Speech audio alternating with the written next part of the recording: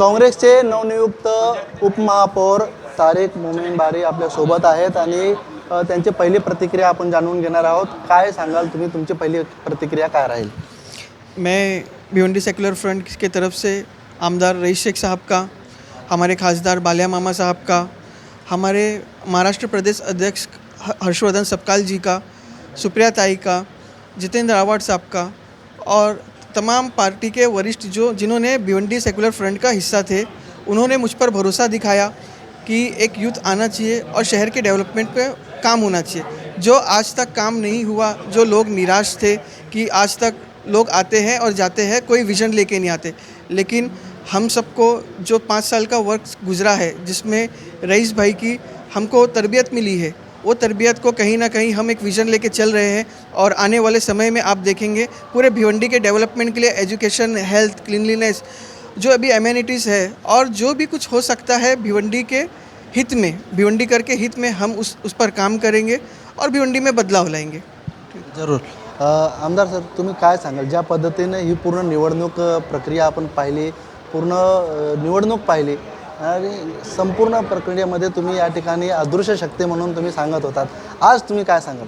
नाही, आज तर शुभेच्छा देणार आहे भिवंडी सेक्युलर फ्रंटचे महापौर, उपमहापौर आणि जी मॅन्डेट मला दिली गेली होती सर्व नेत्यांनी, ते मॅन्डेट मी पूर्ण केलेलं आहे।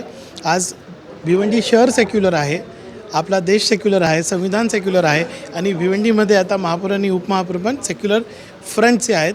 मी सर्वप्रथम हर्षवर्धन पाटील सपकाल साहेबांचा खूप खूप धन्यवाद म्हणणार आहे, आणि त्यांनी आम्ही सर्व नेत्यांना, वेगवेगळे पक्षांचे आम्ही आहेत, कुणी काँग्रेसचं आहे, कुणी समाजवादीचं आहे, कुणी NCPचं आहे, त्यांच्यावर एवढा विश्वास ठेवला आणि आज भिवंडीमध्ये एक सेक्युलर महापौर आहे आणि एक नवीन तरुण उपमहापौर झालेला आहे। खरं बघितलं तर राष्ट्रवादी शरद पवार गटाचे नगरसेवक असतील किंवा काँग्रेसचे नगरसेवक असतील, मोठ्या विश्वासीने तुमच्यावरती त्यांनी विश्वास ठेवलेला होता आणि तो विश्वास तुम्ही खरा करून दाखवलेला आहे।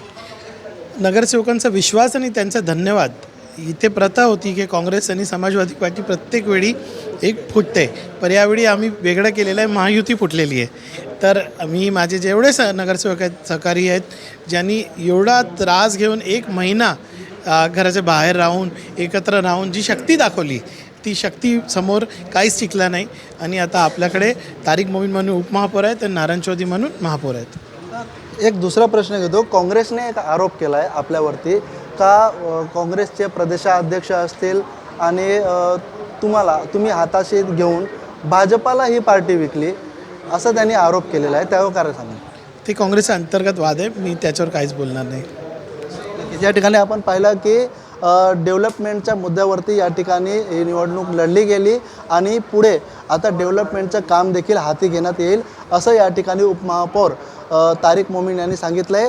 तर रईस शेख जे आमदार आहे समाजवादी पक्षाचे, त्यांनी या ठिकाणी काँग्रेसने केलेल्या आरोपावर बोलण्यास टाळलेलं आहे। अनिल वर्मा, ABP माझा, भिवंडी।